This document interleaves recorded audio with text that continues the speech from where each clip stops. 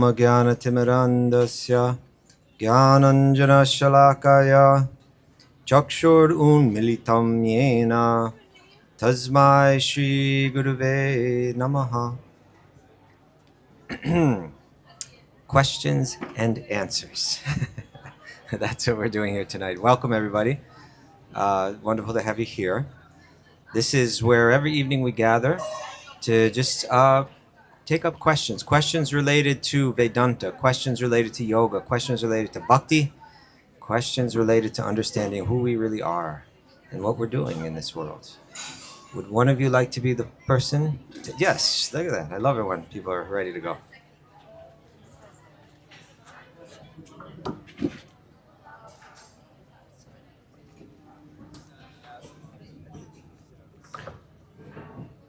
Who are you?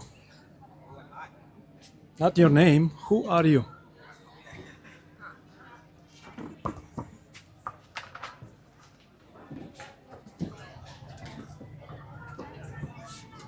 The golden avatar, Sri Caitanya, he prayed like this.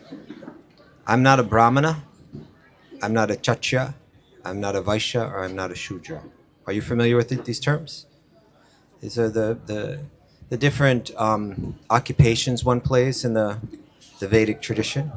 I'm not a brahmachari, I'm not a grihastha, I'm not a vanaprastha, I'm not a sannyasi. These are the stages in life according to one's age. I'm none of these. What am I? Who am I? Gopi Bhartur Kamalayor Dasa Dasa Anudasa, he said. I am the servant of the servant of the servant of Sri Krishna, the lover of the gopis. So he's speaking here about eternal identity, not temporary identity, but the eternal identity. That we all play different roles in this world. Those roles are something that come and go.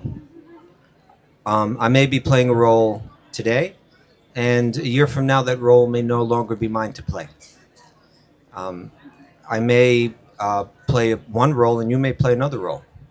Right? So we call this dharma, svadharma, one's individual dharma, one's individual purpose, or the individual role or responsibilities that one adopts according to the time, according to the place, according to the circumstances. But those aren't who we really are. Right? What to speak of a name? A name is, at least in the material realm, a name is just a label that we give to someone.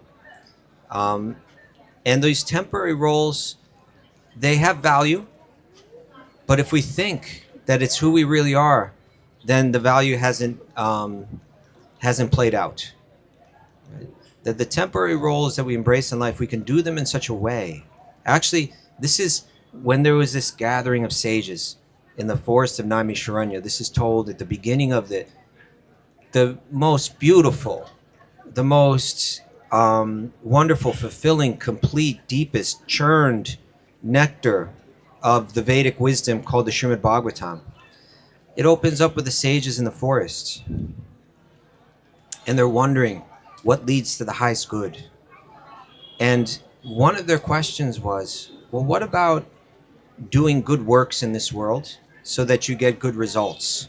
Carrying out one's Vedic duties. Brahman,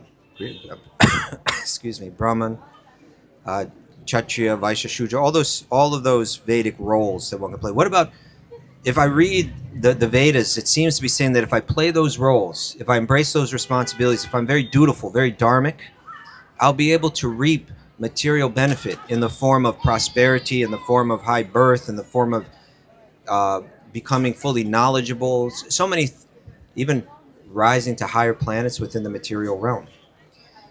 Doesn't that lead to the highest good, to the complete satisfaction of the self? And the head sage, who they all respected as being the most deeply realized, he said that those duties, they should never be performed for the purpose of trying to achieve some kind of material gain. That they should only be performed, those duties, for the sake of, he says, only for the sake of searching for the absolute truth. Right? Brahma Jignasa. Right? Tattva jignasa, he says. Inquiring into the truth, understanding more deeply who I really am. And then the sages, their next question logically would be, well, what is that truth? Is that truth, that supreme absolute that everything comes from? Because the earlier Vedic texts have talked about this. What is the absolute truth? Janmad yasya yataha, that from which everything comes. Okay. Right? Absolute truth. That truth which isn't dependent on a truth before it. It's not relative to anything. It's that absolute truth from which everything comes. Is that absolute truth a person? Is that absolute truth an energy? What is that absolute truth? And then he says, really important verse. This is a verse that is so important that it clarifies everything that's come before it. It really answers questions. And he says, Vedanti tatvat vidas, tatvam yajganam advayam, brahmeti paramatmeti bhagavan iti shabdite. He says the absolute truth is non-dual, it's one, but it manifests in three different features. Brahman, Paramatma, and Bhagavan. Brahman means the absolute truth devoid of its, in a sense, devoid of its qualities. It's just pure spiritual energy. Right? Paramatma means the supreme absolute truth appearing in the heart of every living being in the form of Vishnu. Just like if the sun is in the sky, there's one sun. But if you have many pots of water, then the same sun appears in all the different pots of water. So the supreme absolute truth appears in the heart of every living being in the form of Lord Vishnu, accompanies them, speaks to them, hears them. And then Bhagavan, the personal form. This is speaking to Sri Krishna. The text will later go on to say, Krishnastu Bhagavan Svayam. Krishna is that Bhagavan. Bhagavan means the one who possesses all of the... And Brahman has no qualities. It's just light. But Bhagavan is the supreme absolute truth manifesting all his qualities. Beauty, knowledge, power, wealth, renunciation, the whole thing. He's manifesting. It's attractive. It's beautiful. It's captivating. It melts one's heart. And that manifests as this beautiful person, Sri Krishna. And then his feminine energy manifests next to him, Srimati Radharani. And those two share divine love, and that's called prema. And so what Sri Caitanya prays, and you ask me, so I answer as he does. Who am I? Gopi Bharta Kamalayor Dasa Dasa Anudasa. I'm the servant of the servant of the servant of Sri Krishna, who is the lover of Radha and the lover of the gopis. And I'm happy with that position. Being the servant in this world, we shudder to think that servitude might be our eternal destination. But don't we see that when there's love, there's always service? How many mothers here? Mothers, please raise your hands. Mothers. When you have that, you hold that child in your hand, that beautiful child, and your heart is melting, don't you naturally want to serve that child? Don't you find your own pleasure in serving the happiness of that beautiful little being? Yes? Right? So service is actually the natural manifestation of love. And so in saying this, Sri Caitanya is saying, who am I? I'm the servant, but I'm the lover, right? Eternally, my true identity is in love, in relation to the divine. And when I love the divine, when I love the central object of that's connected to everyone, just like when you water the root of a tree, you water every leaf. You could try to water this leaf and then try to water that leaf and then try to water another leaf, but you're really going to get nowhere. You pour the water at the root. Now, someone might say, why are you wasting all that water? You could be pouring it on the leaves. I'm pouring it on the root, but I don't see any root.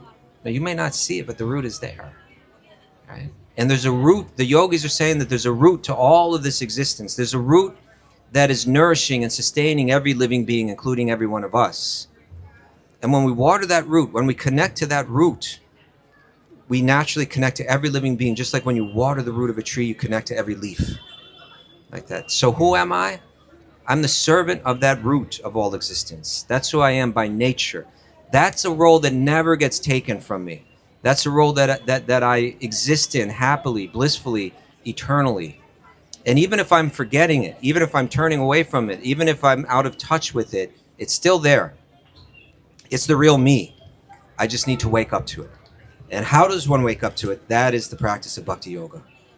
Right? And so that's what that text is opening up with defining the absolute truth, how it manifests in three features, how the Bhagavan features Sri Krishna, and then it builds and builds and builds until you get to the 10th canto, and it's entirely the entire life of Sri Krishna. And you can see his opulences, you can see his beauty, you can see his power, you can see the sweetness of his love.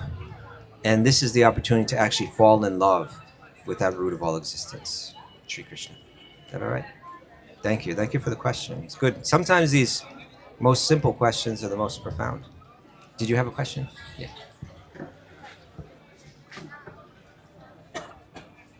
Somebody told me that you first need to have an experience of God or who you really are before you can fully devote yourself to that.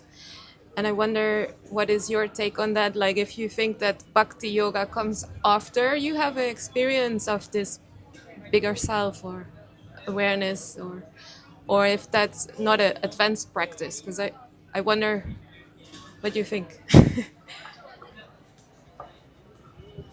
Thank you for the question. It's a very nice question. But I'll try to frame it not what I think, but what I've heard from authoritative sources. What I've heard from the yogis who are realized.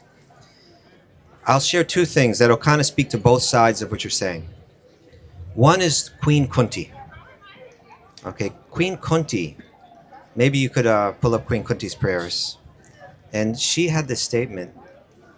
Do you know, you've heard about Kunti? You've heard of Arjuna from Bhagavad Gita? So Arjuna's mother was Kunti. She was a princess or queen. She was the aunt of Lord Krishna. Arjuna was Krishna's cousin. And she loved Krishna very deeply. After the Battle of Kurukshetra, it was what's the word to describe it? So many people died. So it was a massive society. The society was rocked. Her son Yudhishthir felt responsible for the war. He couldn't be consoled. Even Krishna was trying to say, you did the right thing, but he couldn't. Then Krishna said, let's go see grandfather Bhishma. He's out on the battlefield. This is all playing out in the first canto of the Srimad Bhagavatam. And grandfather Bhishma, who had fought on the other side and was lying on the battlefield covered in arrows, was waiting for Krishna to come with Yudhishthir and with Arjuna. And there he spoke brilliant knowledge, brilliant philosophy to Yudhishthir before, and then he chose the moment as a yogi to pass away, and then in the presence of Krishna, he left his body. Then they all came back to the city, which is Hastinapur, which is in the area that Delhi is in now. Krishna had come to the Pandavas at their time of need. He drove Arjuna's chariot. He tried to console Yudhishthir. He brought Yudhishthir to Bhishma. Now things had settled down, and he was getting ready to go back to his kingdom, which at that time was Dwarka on the west coast. And Krishna's on the chariot. It's a big, huge scene. The whole city is out to see Krishna off. Everybody's on the roofs of the buildings looking down. And as Krishna's about to go, Kunti comes. And she comes before Krishna. And she begins to say prayers. These prayers that Kunti shares in the 7th chapter, I believe. 8th chapter, thank you. Of the first canto of the Srimad Bhagavatam are incredibly insightful. And part of what they share is how one, with the proper spiritual and philosophical perspective, can process the pain and the struggles that they go through in life in such a way where one grows, where one deepens spiritually. And she even prays, because she went through a lot. Her husband died. She had to protect her children in a very dangerous situation. Her life and their lives were threatened many times. huge wars, all kind. It was a life of struggles. And when she stands before Krishna and recognizes him as the supreme, she prays this. She says, "Let those calamities happen again and again. All that I've gone through in life." Most people pray, "Please stop my suffering. Please relieve me of my suffering." She prays, "Let all the calamities that I've had in life happen again and again, because when the calamities come, I remember you. And when I remember you, I transcend death." Right? She understood that bringing one's mind to that root of all existence is the most powerful form of yoga, the most powerful form of self-realization, the most blissful form. And so she was saying, even if I have to go through pain, I'll process that pain as a form of growth. And then she also says this. Do you know the verse that I was looking for? The one that says about, not that one. It's probably right after. But it's a verse where she says that one must be materially exhausted. She prays that unless, got it? 26. "My Lord, your lordship can easily be approached." You can be approached easily. This is going to your question now. "Can easily be approached, but only by those who are materially exhausted. Only by people who have said, enough. I've tried to enjoy this world. I've tried to find happiness in the external things. I've tried it this way and I've tried it that way. I've tried it over the course of many lifetimes, and now I'm exhausted of it. I know I'm done with that." You can be easily approached by someone who's come to that place. One who is on the path of material progress, trying to improve himself with respectable parenting, great opulence, high education, and bodily beauty, cannot approach you with sincere feeling. They might approach you with insincere feeling, but not with the sincere feeling. And bhakti is all about the sincerity of the heart. It's less about the external show. It's really about the sincere feelings one has in the heart. So she's saying one can connect with you once they give up, once they turn back. Either we're turning to the material realm to take shelter, and we think we'll find our happiness and our shelter in the material realm, or we say, "I've had enough of that," and we turn back. And she's saying once someone turns back, they can easily connect with you. Right? So the experience doesn't necessarily have to be an experience of something like "I saw God," but it could be "I've had enough of turning away from God." And I really mean it, sincerely in the heart. Now on the other side of that, I wanted to say, in Dwarka, where Krishna was going back to, he had a wife. Krishna had a wife, and her name was Rukmini. Now, Rukmini, before she met Krishna, she had heard about Krishna. Never seen him, never met him, but she had heard about him. And simply by hearing about him, she had fallen in love with him. And she was about to be married off to another king. And that king's name was Shishupal, I believe, right? It's Shishupal. She did not want to be married to Shishupal. She wanted to be married to Krishna. So she wrote a letter to Krishna. It's a very beautiful letter. And in that letter, she expresses, it's like the soul speaking to God, how she expresses herself. She says, "I have no interest in any man of this world. Any man that has a body that's like," she wasn't criticizing them for their physique, but she was criticizing them for, like, why should I take shelter in something of the material realm, a body that's growing old and dying, right? Whereas you are that supreme that's beyond everything. You are all beautiful. She goes on to glorify Krishna, and she says, "Please come and rescue me." And she tells him exactly how right before the wedding, we go into this temple. And then as I'm coming down the stairs out of that temple, just before the wedding, you should come and you should kidnap me. It's a fascinating story. And he does. And she jumps on his chariot. She's driving the chariot. He's fighting off all of these other warriors. And he takes Rukmini away. But this was the significant point, is that she had never met him. She had no experience of him directly, but her experience was in hearing. And when we speak about bhakti, there's 8 limbs of bhakti. Just like there's Ashtanga Yoga, there's 8 limbs to Ashtanga Yoga. There's 9 limbs to bhakti. And the first one is Shravanam, hearing, which means hearing Krishna's pastimes, especially. And they're especially found in the 10th canto of Srimad Bhagavatam, 90 chapters, all describing this poetry, this philosophy, this theology that's shared in those 90 chapters. Even scholars of literature that are not of this faith have said this may be the most beautiful poetry ever written in the history of the world. There's been scholars that have analyzed it and said like this. It's incredibly beautiful and poetic, and at the same time it's incredibly deep philosophically, and at the same time it has the richest, most fascinating theology of who is God.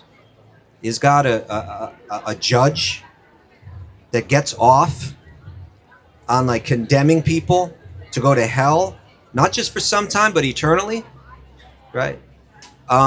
Does God get off on power? Does God get off on creation? What drives him? And when we see the life of Krishna,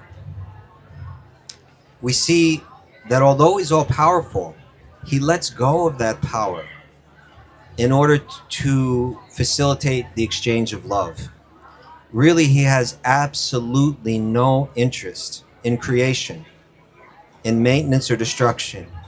He has absolutely no interest in judging. All of all of that business, he, what do we call it? Outsources. He outsources it all, right? Sometimes he expands himself as Vishnu and takes care of it as Vishnu. Sometimes he empowers other living beings, and that's the devas, the gods and the goddesses. If we want to understand who they all are, they are empowered beings, empowered by Krishna. This is all described in Bhagavad Gita. To carry out the maintenance, the cycles of creation, maintenance, and destruction in this world. Krishna enters the heart of every living being as a form of Lord Vishnu, right? So he expands as Vishnu and enters the heart of every living. But him himself, what is he doing? Playing the flute, dancing, right? You've seen the Rasa Leela dance. Krishna's dancing with many girls at once, right? Playing with his friends, herding the beautiful cows, right? He's got a loving relationship with all of these different beings, a different variety with each one of them, a different kind of love, a different taste, a different flavor of love. Unlimited nuances in those flavors of love. That's the only thing he's interested in. And because he's interested in that, he sets aside his power and he allows himself to become overpowered by love. So even the unconquerable, one name for Krishna is Ajita, he who cannot be conquered. He becomes conquered by love, like that. That's what can conquer him. And as you read the stories, his mother binds him with a rope. It's not the rope, it's her love. The gopis bind him. His friends defeat him. But it's all he's doing is playing in love. When we really understand that, even if we just hear about it, we may not have experienced it yet. But just by hearing about that, we can dedicate ourselves in bhakti and begin to taste something. Thank you. Thank you very much. Hearing. Every day. Like a yoga practice. Do you do asana? So the bhakti yogis, just like you do asana every day, they hear these texts every day. Steady, like this. And then just like in asana, if you do it regularly, dedicated, over a long period of time, it becomes firmly rooted. Same thing with bhakti. Hearing, chanting, steadily, every day, as a regular practice, as a sadhana. And the sadhana leads to the sadhya, to the goal. The practice leads to the goal. Then you experience. But still, someone may have experience. Some special grace can come. Special grace can come when you go to a holy place. Have you heard of Vrindavan? It's about a 6-hour drive from here. It's the place of Krishna's Leelas. And sometimes when people go there, they feel something special, even though they haven't practiced. Sometimes when they're chanting like this, people haven't practiced bhakti, but when that kirtan is going, they feel something, even they haven't practiced. Some special grace can be there. So one may have some experience that makes them say, oh, maybe I need to look more into this. That something happened. That may or may not, one may or may not be blessed in that way. But that could also happen too. Okay, thank you. Nice questions tonight. Any other questions? Who would like to ask a question? We're taking questions from people waiting in line. You're also part of it. You're part of the family here. Anyone sitting down? People getting henna done? Also part of the family?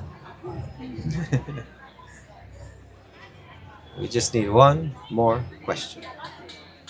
One question can lead to more questions. It happens every night. Okay, I got two questions. We'll go here and then. Here you are. How were you introduced to Bhakti Yoga?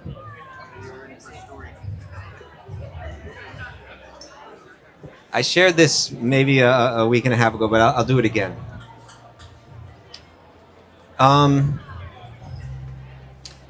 When I was a young boy, my heroes were sports figures.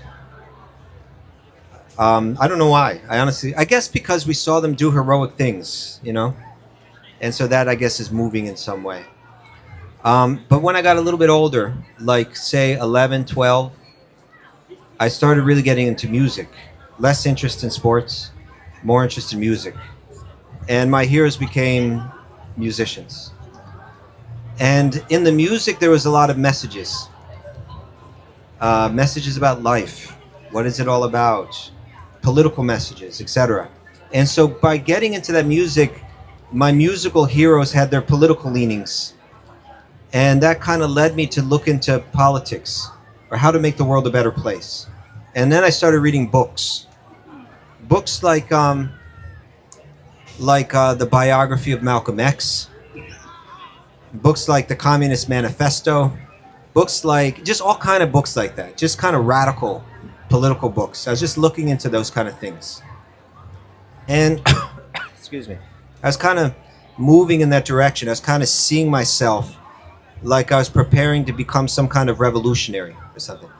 I heard that there was a Swiss poet, perhaps, that once said something like this, that if you really see the truth, something like this, that you have two choices. Either become a revolutionary or become a monk. Have you ever heard that? Any Swiss people? I don't know who it was. I'll have to research into that. But I was kind of like there. I was kind of like, okay, we're meant to be like revolutionaries if we're going to do something for the world. And when I got a little bit older, when I was about 15, I grew up on the edge of New York City.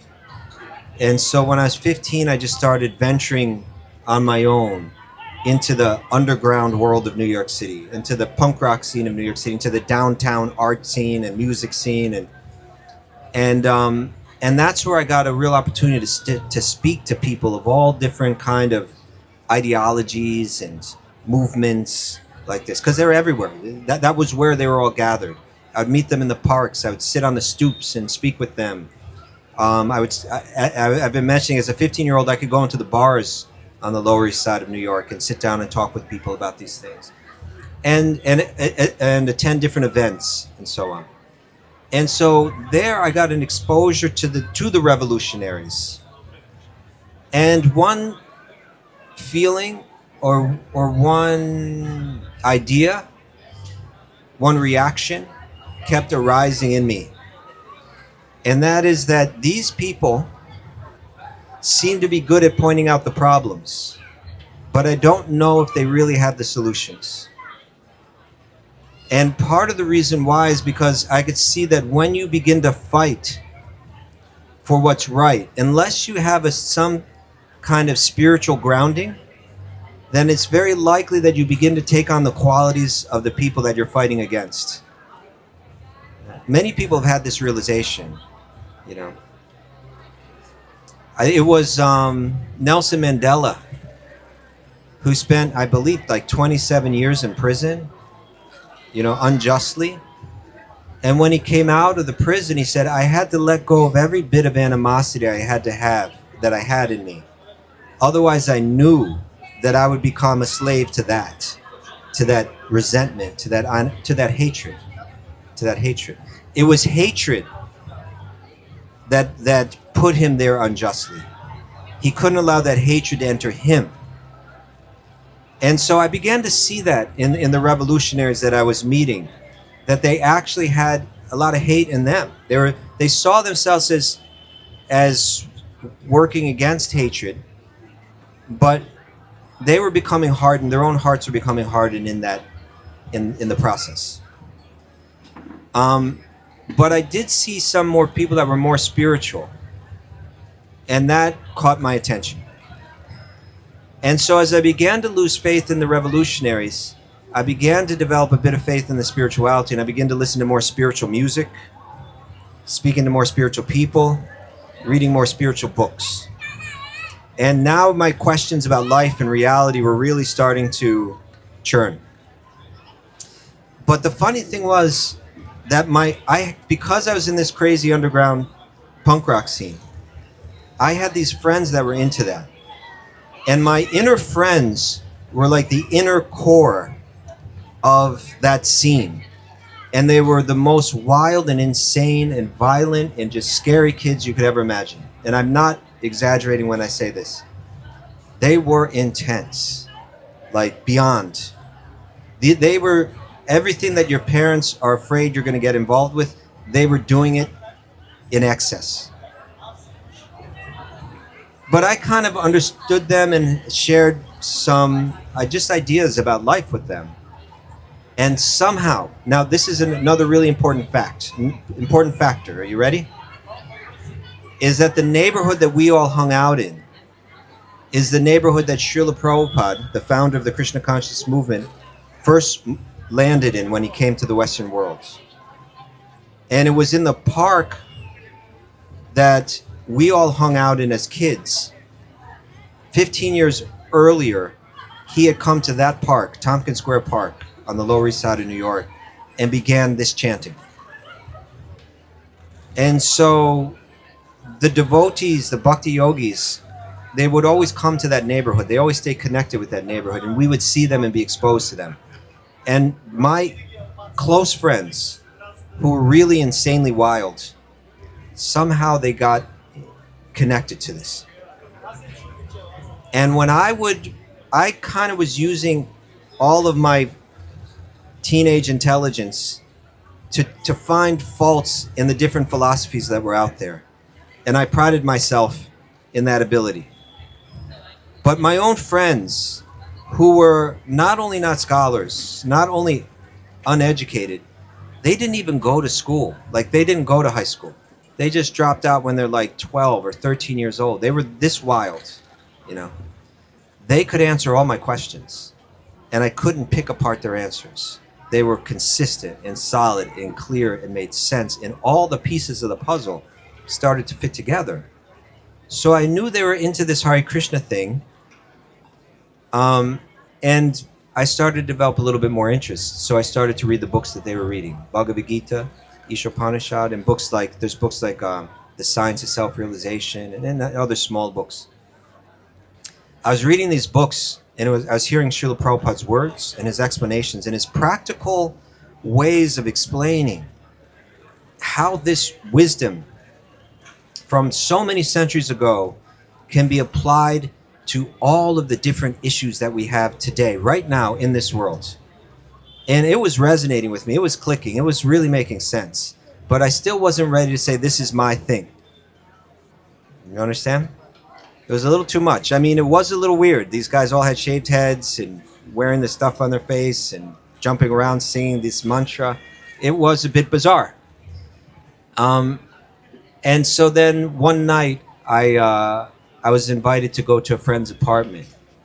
I wasn't planning on going. I bumped into another friend on the street, and he said that in this apartment of our friend, There's going to be some Hare Krishna program tonight. Do you want to go?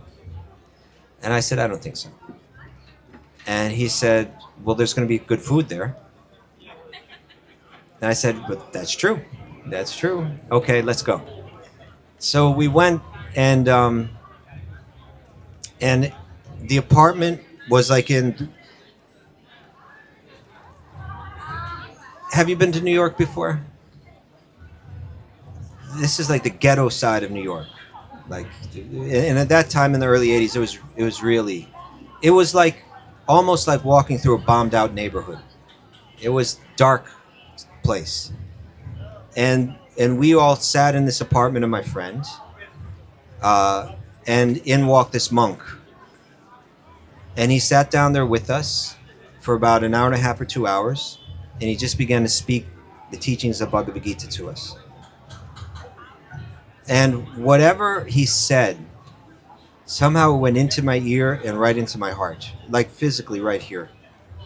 And when I walked out of that room and onto the street that evening, that night, I said, I need to dedicate myself to this. This is what I've been looking for. And not even like, it was almost like I have no choice now. This makes too much sense. If I don't follow this, I'm not being honest and sincere with myself. If I don't follow this path now, I'm a hypocrite. Because now I see what needs to be done. Am I willing to do it or not? I felt like that. So I began to practice the practices, regular meditation, and beginning to control my senses as the yogis do. And then about 6 months later, a different monk said, I'm going to travel across the country. Do you want to come with me? And I just said, why not? And I just dropped everything and disappeared with him. And I didn't come back for 14 years. I lived as a monk. 13, 14 years I lived as a monk like that. When I became a monk, I would come to India. I studied in the ashrams here as well as in the West. And that's how my studies and practice of Bhakti Yoga really began. That was my story. A little unusual. Everybody's got a different story. Thank you. Yes. The first monk was Srila Tamal Krishna Goswami. The second one was Gunagrahi Das Goswami. Should I share a story about Gunagrahi Das Goswami? Let me share a story about this person. So when I just turned 21 years old. I was 21 years old. He saw me and my interest in bhakti. But I was still kind of a bit of a wild kid. And so he said, come with me. You want to come with me? So I traveled with him.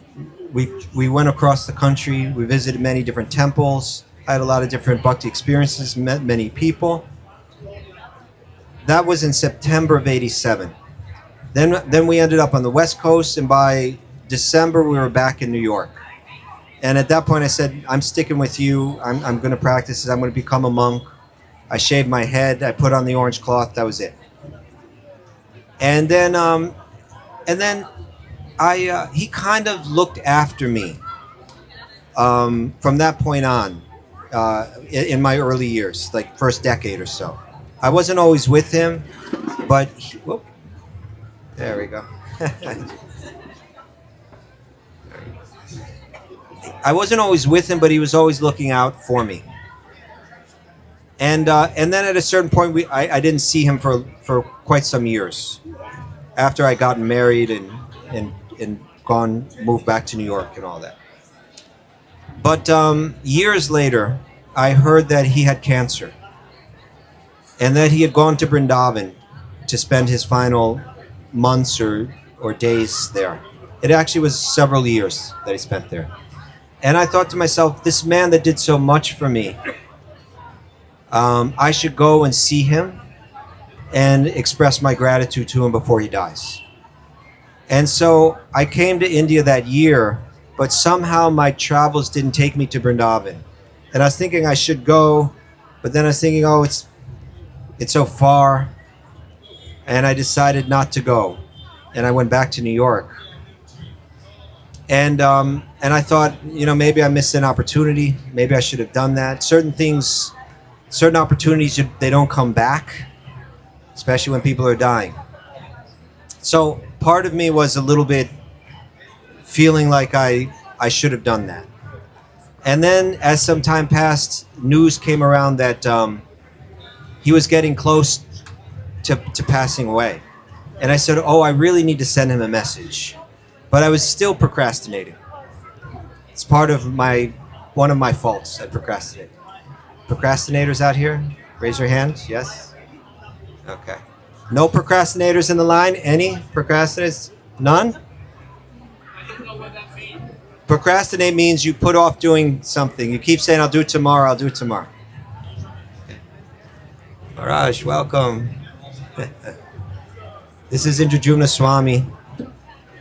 It's the meditation from his mind and heart that has made all of this manifest. He's got yogic power to make this all happen. A great hero in my life. Great hero in my life. So I was procrastinating, right? I was talking about Gunagrahi Das Goswami, who was the first person that took me out of my material life, took me traveling with him. That's how I joined, became a brahmachari, became a monk. So at the end of his life, I missed that opportunity to go to share my gratitude. I was back in New York. I heard that he might pass away soon. I'm still procrastinating. Can you imagine that? How ungrateful. What's the matter with me? So anyway, some more time passed. And then I heard that he's really close. He could go at any moment now. And then I said, at that point, I dropped everything. I said, now I have to write him a message. I wrote a message to him. I sent it to someone that was in Vrindavan. They shared it with a person that was taking care of him. And that person read him my message. But I didn't expect, it was a message that I said, thank you. I hear that you're now in Vrindavan, spending your last days. And I thought to myself, before you go, I must share my gratitude for all that you did for me. I was lost in this world. I didn't know where I was going. You looked at me and with compassion said, let me help this person. And you gave me an invitation to experience spirituality in a way that I could accept it. And because of that, the direction of my life changed from that day onward. You did that. And to do that, you had to tolerate me. I'm sure that I was offensive to you in many ways. And all of that you tolerated, and you gave me my spiritual life. So I have to thank you for that. There's no way I can really repay that debt to you. So I just ask you to please accept my gratitude for that. And I'm very happy that you are in Vrindavan, surrounded by the Bhakti Yogis, chanting Krishna's names, departing in the place, in just the place and just the way that you wish to depart this world, remembering Krishna with all the devotees. I'm sure that your destination is the most auspicious destination now. Thank you, Hare Krishna. That's essentially what the letter said. So this person who was a close friend of his, as he's surrounded and on his deathbed, on the last hours in his life, read him this message. But he didn't only read him the message, he read it and he recorded himself reading the message, and he recorded the response from this monk. And so the words that he spoke to me in response to my message were the last words that he ever spoke in his life. After that, everything was just Hare Krishna, Krishna, just chanting. And a few hours later, he died chanting like this. Would you like to hear what those words were? Okay. These words, I treasure them. They're really important to me. They were spoken to me in response to my letter, but I don't see them as merely that. I see them as a much greater lesson in life. The last words that we speak in life, what will they be? What will be our state of consciousness? What will be the state of our mind? What will be the state of our heart when we're passing from this world? Really, this is what the yogis, they say, what is it? Ante Narayana Smriti. What will I be? Will I be remembering God when I die? What will be in my heart and my mind? right? What am I? We can see every day that we're getting up, that we wake up, we're preparing ourselves for that final moment in life.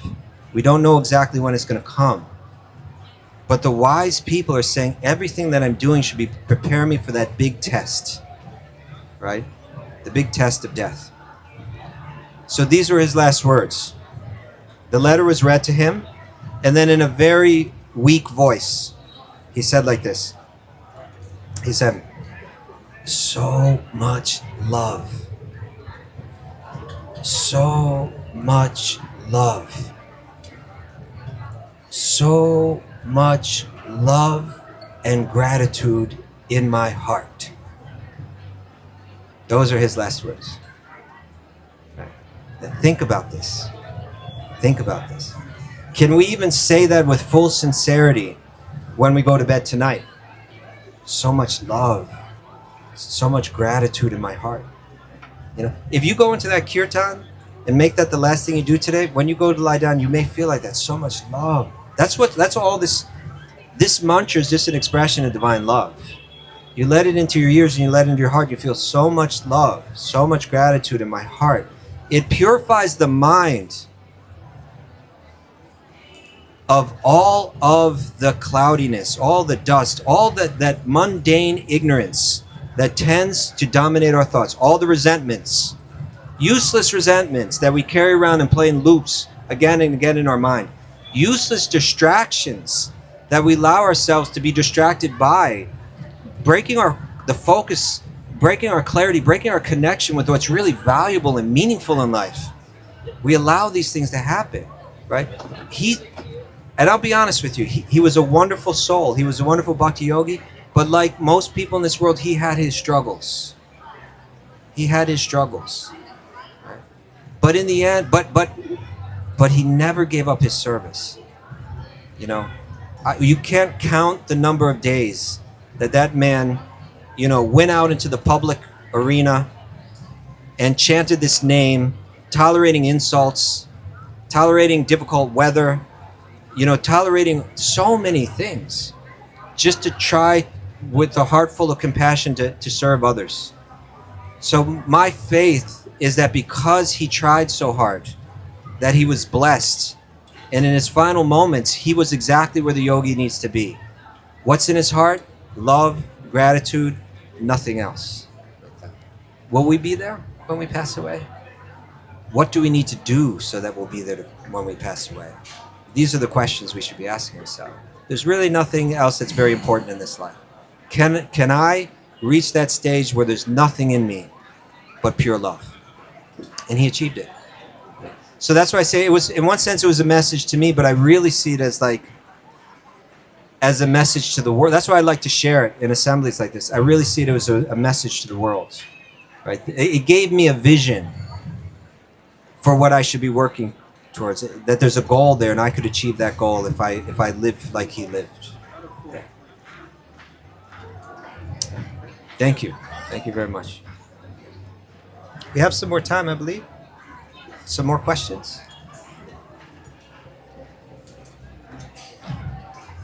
You're on the edge of your seat there. Is a question rising? No, okay. Any question, any silly question is okay. Yes, we have one in the back. Maybe a silly question, maybe not. I'm not sure if this is going to reach you tonight. You might have to come up a bit. So, hi, nice to meet you. So we come into this world crying. We live our life suffering. What is crying? We live our life suffering. We get a glimpse of happiness. What is the point? This is a very good question. We come into the world crying.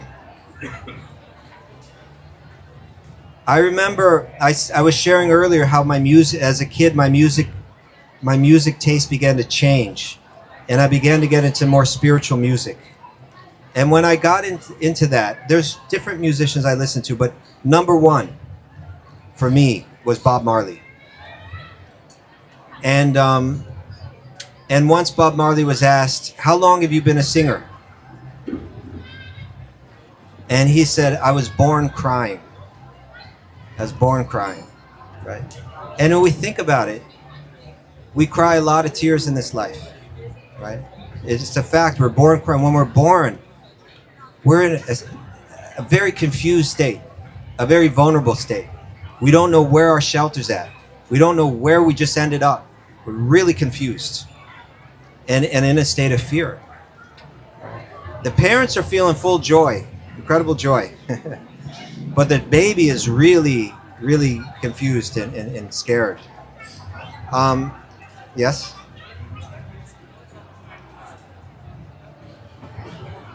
I'm sorry, I can't. Why don't you hold it and let me continue with this thought and we can come back if you don't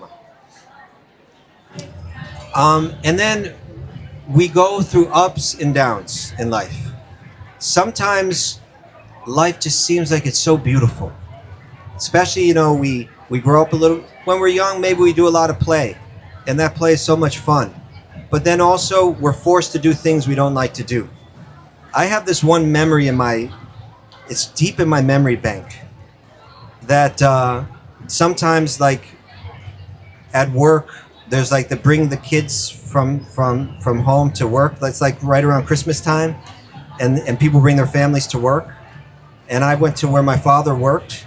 But I was really young, like maybe 4. And they forced me to wear this little suit. It was like this tweed suit. And it had a little hat that went with it. And they buttoned it up like right up tight on my throat. And I hated it. I hated the suit. It was uncomfortable. I was feeling I was being forced to do something.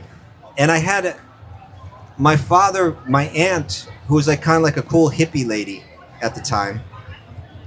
She also worked with my father. So we got in the car together and I was squeezing this thing and I was really angry and really upset. And she just looked at me and she just started laughing at me in a sweet way. She couldn't help but laugh because it was just, that's the world. Get used to it, kid. We're going to have to do a lot of things here that we don't like. There is something in this world. There's a force. There's a power. The world is like a virtual reality that we're moving through. But we're moving through, we have our purpose initially is we want to enjoy it. But God's purpose is that it's designed in a way to help us learn. So the things that are coming out to us are there for us to try to enjoy or to try to learn. And if we're smart, we begin to catch on that the happiness that we're looking for externally is really inside us all along. It's not in the virtual world, it's within. And that all the things that are happening to us, even the painful things, they're there to help us learn. So there's a program that's downloaded and installed into the virtual reality that we're moving through. And that's called karma. And that karma is like a program that's running on the software of the universe. And you could call it cosmic sensitivity training. It's there to train us how to care about others, how to be concerned for others, because without that, there's no love. We were speaking earlier, so much love, so much gratitude. That's an evolved state of awareness. And when we operate in discord with that state of awareness, when we operate in an opposite way to that state of awareness, then the universe moves to poke us, to pinch us, so that we might wake up and say, what am I doing? Like that. So yes, we go through ups and downs. We cry a lot. There's one verse in the ancient text that say, we've all just cried out. If you go look at all of our lifetimes that we've been moving through this material world, there's an ocean of tears that we've cried. But there's something to learn. And if we can just just for a moment, set aside our narrow, selfish agendas and try to open the heart, then we can actually learn the lessons that we're meant to learn. And our heart can soften and we can begin to understand what love is. We may talk about love. We may use the word love. We may even say, I love you. But unless the heart has become soft and unless we become selfless, unless we become so sensitive that we care about the experience of others more than we care about our own, then we really haven't experienced love yet, the real thing. And so all this cosmic sensitivity training, all this pain, all these tears are to help us understand where we're lacking in our ability to love. And when we really come to the point where we're capable of loving God, and through loving God, loving every living being, when we reach that point, we've learned the lesson and we're free. So that's why all this, the ups and downs, you know. Did you ever see the film called Groundhog Day? Okay, you remember that film? Yeah, it was about a man that was like selfish, arrogant, and he found that he kept waking up, and every morning the same day was playing out. He knew what was going to happen. He was living the same day over and over again. And at first he was trying to manipulate this to try to seek more material enjoyment through it. And then when he grew tired of that, he was just found himself stuck in a constantly repeating world. And then he began to act in a different way and to begin to like help others, to begin to care about others. And as he did that, he began to realize this is a nicer way to live. And he kept living more and more like that until he was actually capable of love. And then when he woke up the next morning, it was a new day. The day didn't repeat again. And so like that, we're repeating life after life after life in this world. There's a meaning to it. There's a purpose to it. There's a nature that we have underneath it all. The dharma of the self, the nature of the self. And that nature is to serve with love. All of this music, it's in this mantra. This is something it may not be easy to understand. But the purest love is contained in this mantra. And so you can chant this mantra and try to move through this world in such a way where you really try not to harm any living being. And if you live that way, the mantra will be the effect of it will be very powerful. And one can soften within. And when you soften, and at the same time you're hearing about Krishna, then you can feel something very special in the heart. Something that you can't find in the material realm. Even though you're living in the material world, you've contacted the spiritual realm, and you can feel these special feelings. And when you feel those special feelings, you're almost free. And then life is very, very beautiful from that point on. So it's not meaningless. It's not. Sometimes there's philosophers and they look at it and they say it's all meaningless suffering. I would say they haven't opened themselves up to hearing other explanations. There's some really solid, clear, consistent philosophical explanations of what we're doing in this world. And great bhakti philosophers have laid it all out. These are people who had the philosophical capacity to really dig into these ancient texts and explain them. And also on the practical end, they have felt these feelings and had these visions. And their books are priceless gems, all of them. You know. So I encourage you, the question is the right question that you've asked. Why? Why do we suffer?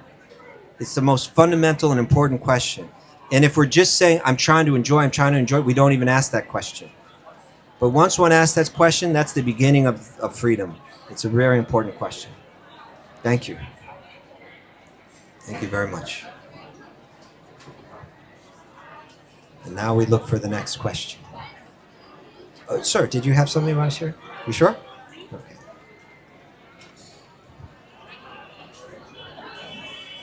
I'm open. I'm wide open for your most ridiculous. Yes. I'm forgetting your name. Ken, that's right. Ken.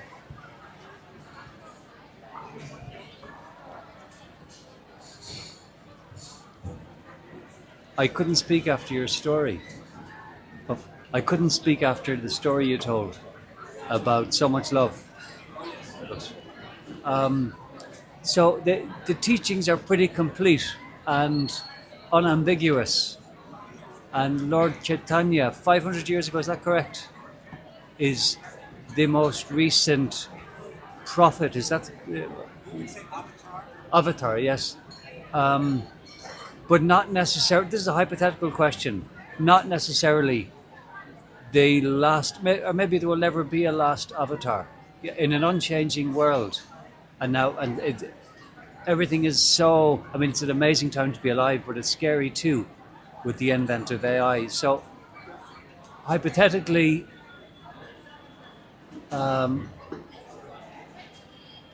Avatar Chaitanya is not the last avatar that's going to help us out.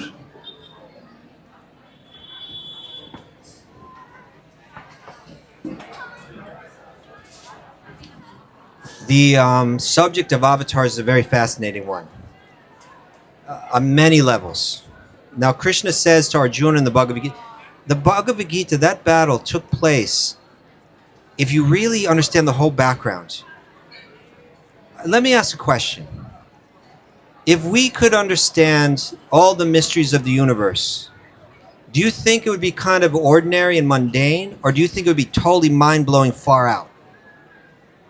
What do you think? Mundane, far out? Far out? Everybody? Completely mind-blowing? What about from beyond the human perspective? Would it still be mind-blowing and far out?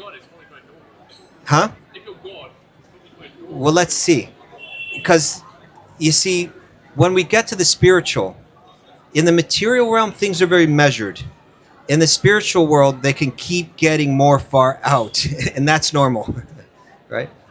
So, if you read, there's a vast body of texts, and some of these incredibly insightful sages have combed through them and really explained everything. They've talked about the avatars, and they've talked about Krishna and the position that he was in. What precedes the battle that Arjuna fights in the Bhagavad Gita?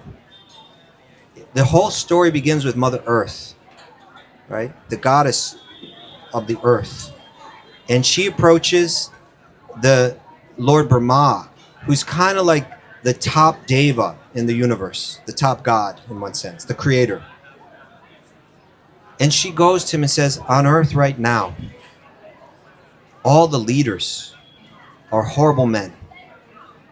Sound familiar? They're all horrible, demonic, evil people, and I can't bear the weight anymore. I need some relief.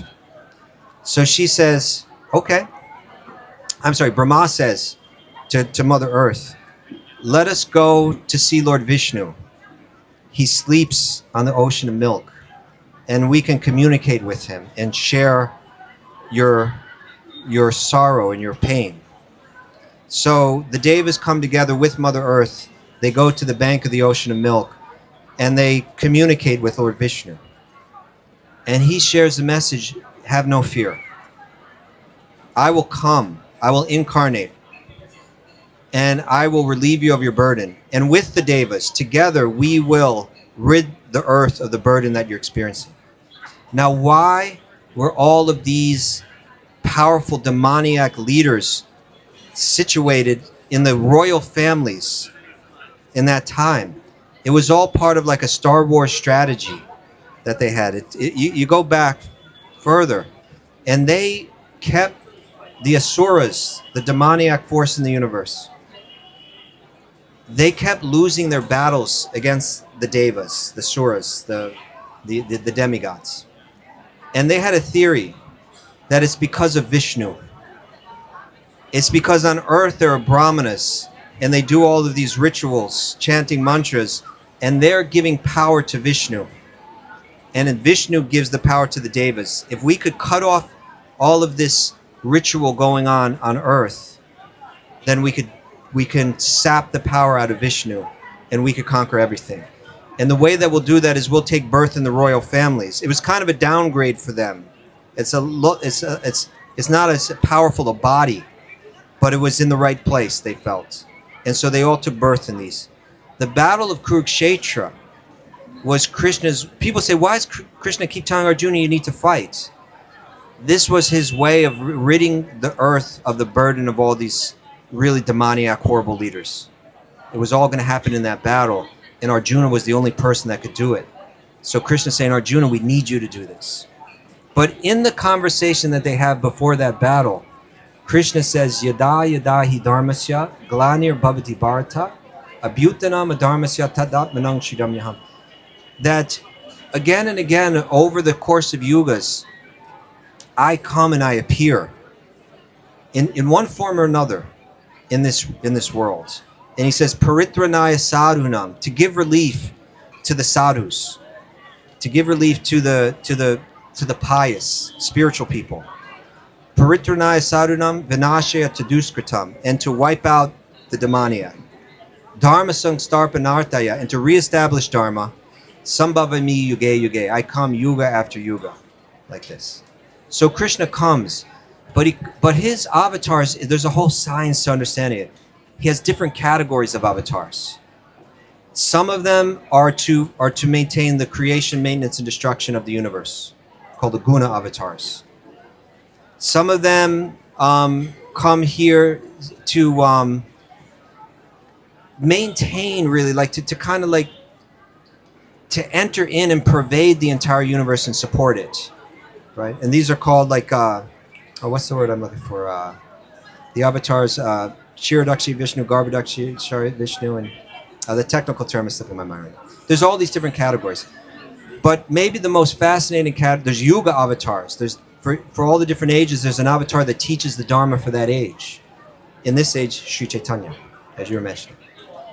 But there's also something called the Leela avatar. Leela means play. And so he does all the things that he says he's doing. He gives relief to the devotees. He reestablishes Dharma and all these different things. But he does it as play. He comes and he has an adventure. And he has an adventure with those that he loves and that love him. And so Krishna's Leela is all of this kind of thing playing out like that. He does it in incredible ways.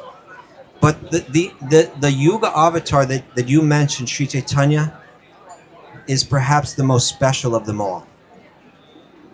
It's the most amazing manifestation because it's Krishna himself that wants to experience the highest love, the love that his devotees feel for him, the love that the deepest devotees of his feel for him. And when he comes in that role, and we discussed this the other night, he's feeling the deepest and most powerful emotions of love, which is he achieved his goal. He wanted to know what that was like.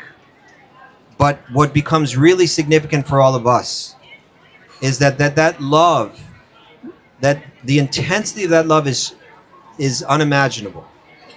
And when that love is turned to the rest of the world, it becomes compassion in its most intense form. So this golden avatar, this avatar of Sri Caitanya, is Krishna himself, with all his beauty and all of his wonderful attributes, but with a compassion that is just unexplainable. And he wants to give the deepest, the highest goal of yoga, which normally people have to do these austerities for lifetimes to become qualified to achieve. He says, I don't care about any of that. I want to give everyone the highest goal of yoga, this divine love, and I don't care whether they're qualified or not. And the way that he does that is he says, there's a mantra back in the Upanishads.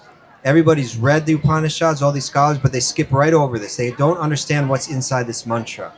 But I know what's inside this mantra. The love that I'm feeling is inside this mantra. And what I'm going to do is the Yuga Dharma, the Dharma for this age, when we're not qualified to meditate, we're not qualified to do great elaborate rituals, we're not so qualified in the meditation of the worship of the deities in the temple. These are for the previous yugas. In this yuga, I'm going to make it the most simple, the most powerful, the most compassionate. In this yuga, all you have to do is chant this mantra, this Hare Krishna Maha Mantra.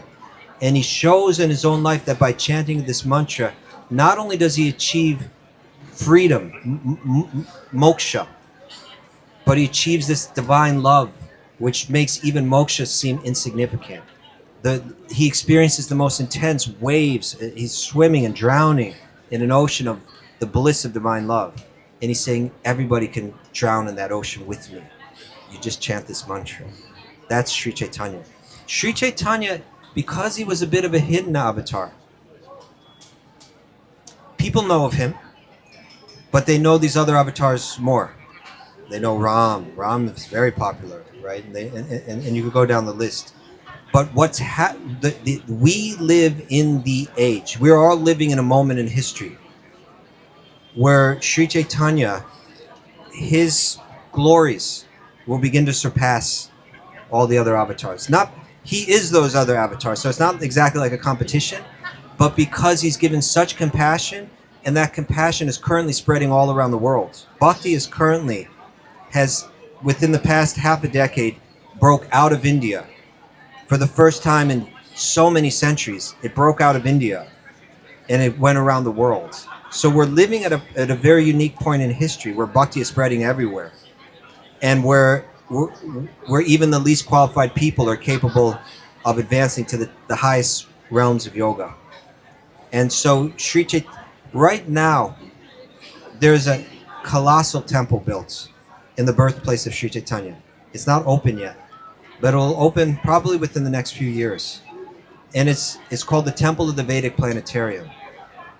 The main deity will be of Sri Caitanya and his associates, and then Radha and Krishna and all the gopis.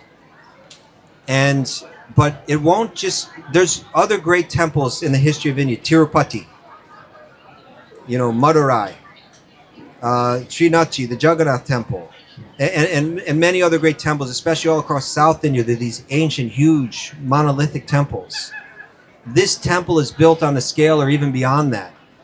And in all these temples, people stand in lines, thousands of people visit them every day.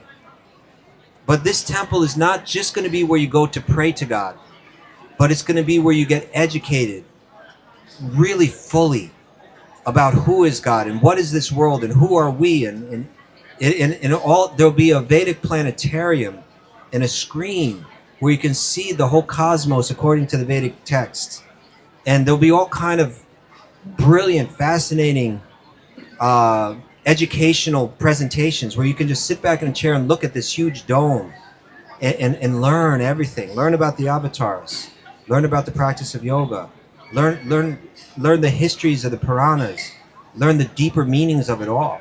So it's said that from this temple, Bhakti will spread throughout the whole world. This is the prophecy that goes back centuries. We're watching that all unfold right now. And know it for sure that the glories of Sri Caitanya are going to really expand because he's the most compassionate form. That because he's reaching out to everyone like no other avatar ever did. And what we're experiencing here is like, people will look back in history at this, right where we're sitting right now, and say, that's when it was all budding. That's when it was all breaking open. We're watching it happen now. Thank you. We have time for maybe one or two more questions. Maharaj, would you like to share a little bit about that? I'd love to hear you. Okay, thank you. Okay. We have a question, yes. I think you maybe have to stand up. Hello, thank you. Aoife. Aoife. Where are you from? I'm Irish. Irish. Yeah, thank you. And Please hold the microphone. hello, hi. Yes, my name is Aoife, and I am Irish. And I've been loving your talks in the morning. I've been really enjoying them, so thank you for sharing. And I just had a question about what we were speaking about today, about the two kind of umbrellas and the four kind of subdivisions. And my question is, and it may be silly, so please excuse, how does one need to pick one focus and focus only on this? And how to choose, and then at what cost of not focusing or neglecting or choosing a path that I think that they are all equally important, but I don't want to spread myself too thin and then not actually gain. That's my question. Thank you.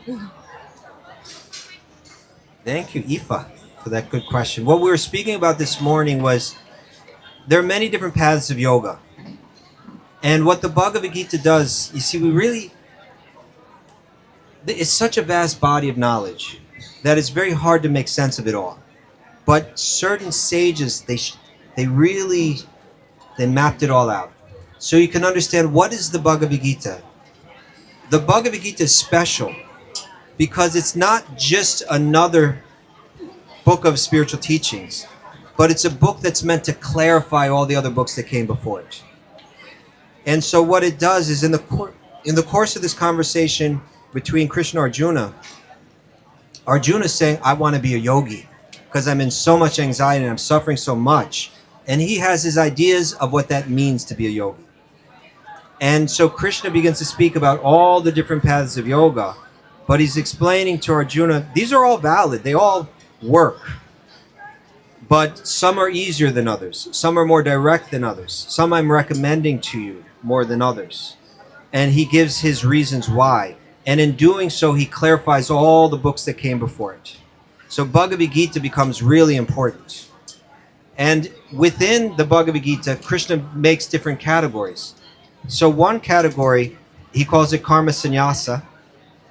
And that means you're doing yoga where you walk away from your responsibilities in life. You walk away from family, you walk away from your occupation, your social roles, and you become like a sadhu. You live in a cave. You can still.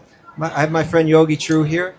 Just yesterday, he went hiking up into these hills, and he found a cave, and there's a yogi living there all alone. Just we don't know about him, but he's up there right now. So he's living that way right now.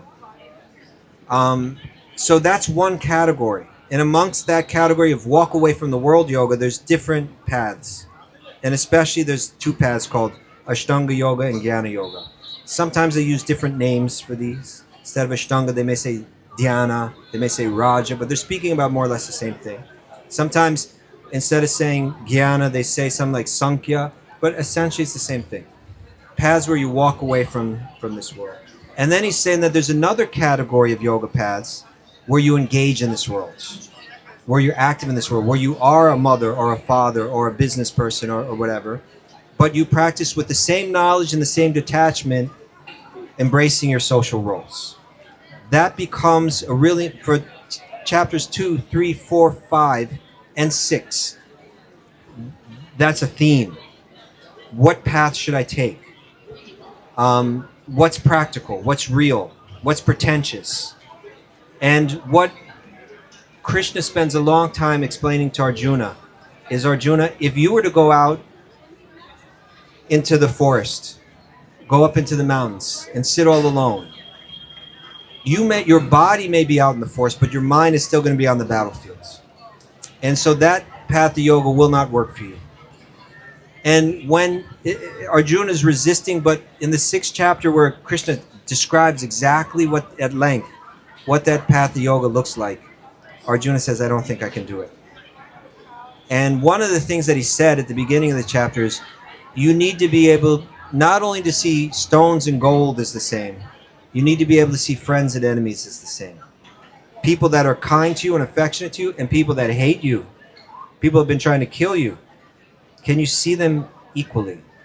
And I think that really scared Arjuna. And he said, I don't think I can do that. And Krishna says, it's okay. You can still be a yogi. And then he spoke that verse, I may have mentioned it this morning, Yogi nam api sarvesham. This verse is the last verse of the 6th chapter, and it's like the gateway into the rest of the Gita. Right? It's the gateway into the teachings shift gears. And it all becomes how one can remember. Well, let me say the verse first. He says, Yogi nam api sarvesham, of all the different varieties of yogis, madgaten antar atmana, the one that's abiding me deep within their own heart, deep within themselves. Shraddhavan, and with great faith. Bhajate yo mam, they're worshiping me. Same yukta tamo mataha. This word yukta, it means connected. And it's where the word yoga comes from. It's same root, yuj, like this. So they're saying that person that's thinking me deep within, having faith in me, connected, they're the most connected in yoga amongst all the different varieties. So then Arjuna says, okay, so I can be a yogi. And you're saying this is the best path of yoga. You're Krishna himself. And a lot of the Bhagavad Gita is explaining that Krishna is the origin of everything. Krishna is... So his opinion is... You can't go beyond it. So then the question becomes, well then how do I abide in you deep within my heart? How do I remember you always? How do I bring my mind and in yoga connected with you? And Krishna, he opens up by saying so many beautiful things. One thing he says is that know that all the material energy, all the spiritual energy, it's all my energy. It all comes from me. That everything is resting on me. And uses an analogy. Have you heard it before? He says like pearls are strung on a thread. Right? Like pearls are when you see pearls, when you see like, you know, a string of pearls, you see the pearls. What don't you see?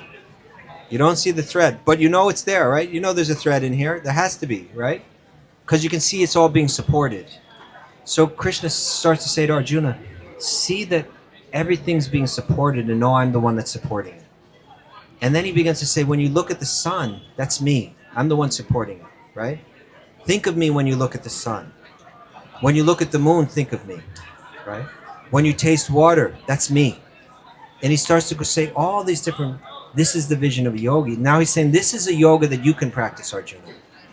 This is a yoga that you don't have to walk away from the world to do. Learn to see me in everything. And he says this beautiful verse that was just building to that, where he says that one who sees me everywhere. This verse, it tells us so much about what real yoga is. Whatever ritual we're doing, whatever asana we're doing, whatever mantra we're chanting, this is where it's meant to go. This is what we should really be aiming at. One who sees me everywhere and sees everything in me. Krishna says, to them I am never lost, and they are never lost to me. Not only are you connected with the Supreme, but the Supreme is connected to you. In other words, it's not only like I love God, but God's saying, I love them. This is why this path is so powerful, because the yogis now is not just doing it on their own strength. It's not just my power of austerity, my power to tolerate, my power to focus. These are things that are very difficult to do, and in this age, it's really difficult to do. And even great yogis that achieve great feats of mystical power, they still become... There's this one famous story about Subhari Muni. He was a yogi that could go into the water and go underwater and stay underwater and meditate for long periods of time. That takes lifetimes of intense practice to do. But even he, just one little thing, he saw two fish making love, right? And somehow it agitated his mind and brought up some old thought and broke his determination, right? Now, even in the Yoga Sutras of Patanjali, he talks about this very elusive state called samadhi. Incredibly elusive state of awareness that requires, he says, it requires intense endeavor to achieve it. And then in the next sutra he says, and that intensity is on three different levels: intense, very intense, and super intense. Okay, so he's implying that to achieve that samadhi through Ashtanga yoga is very, very difficult. And then in this next verse he says, or Ishvara Pranidhana, or you can give your life to God. Let that be your path. And one can so much more easily connect and achieve the goal of yoga. So Bhagavad Gita, in a sense, it's a comparative study of all the different yoga paths. It's a validation of all those paths. Krishna's not saying this one isn't real, this one doesn't work. But what he's saying is, Arjuna, you can be direct. You can come direct to me. He'll say, literally, it's faster, it's easier. But he also say that I start to take care of you. I step in and I get personally involved. And the end of the Bhagavad Gita is Krishna just pouring out his heart to Arjuna. He's saying, God is in your heart, Arjuna. Surrender unto him utterly. And then he says, now, I've been speaking all these chapters now. Please consider everything that I've shared with you. Consider it carefully. Really think about it. And then do what you wish to do. He's not forcing it on him. But he says, but please, I want to share with you the greatest secret of yoga. And he says, this is the most confidential knowledge there is. Manmana bhavamad bhakto, always think of me. Madhyaji, he said, always think of me, become my devotee, worship me. Surely you will come to me because you're so dear to me. I'm sharing this with you because you're my dear friend. He's pouring out his love, you know. And then he says his conclusive statement, Sarva Dharma Parityaja, all the different dharmas. In Bhagavad Gita, we've talked about many different varieties of dharma. We could line them all up and say, Sarva Dharma, all the different dharmas, Parityaja, let them all go. Don't worry about all these paths.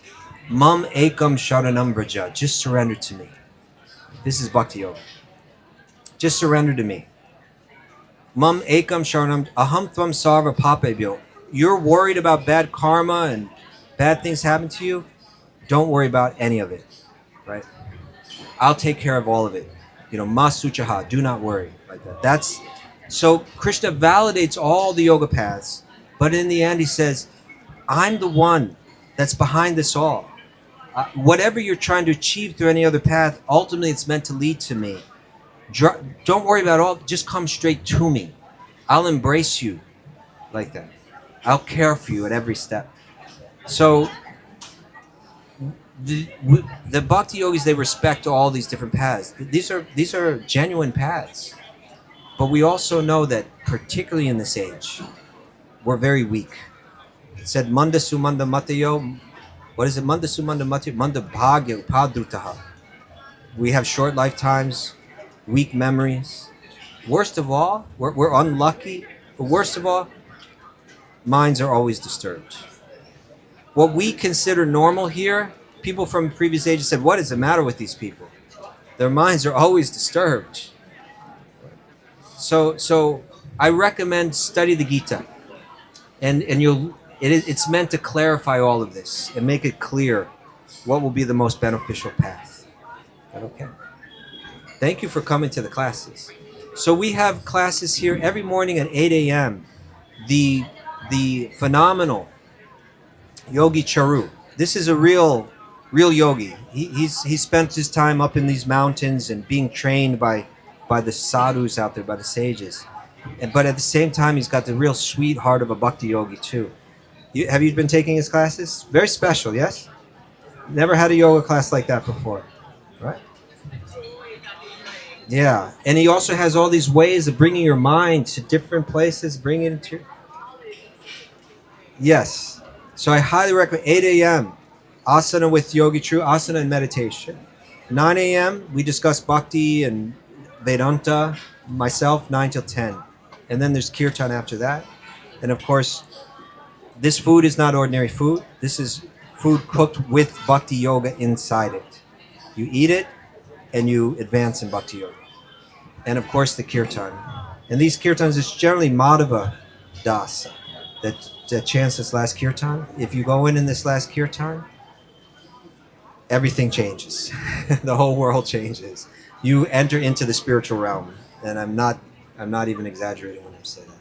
So we can thank this wonderful gentleman over here, Indradyumna Swami. This is really all just a manifestation of his heart. There are many beautiful spiritual manifestations in this world, and they always originate in the mind and the heart of a great soul. And this is all really just what you're seeing here is what's inside there, right? This caring, this sharing, this beauty, this love. It's coming from inside his heart and manifesting here.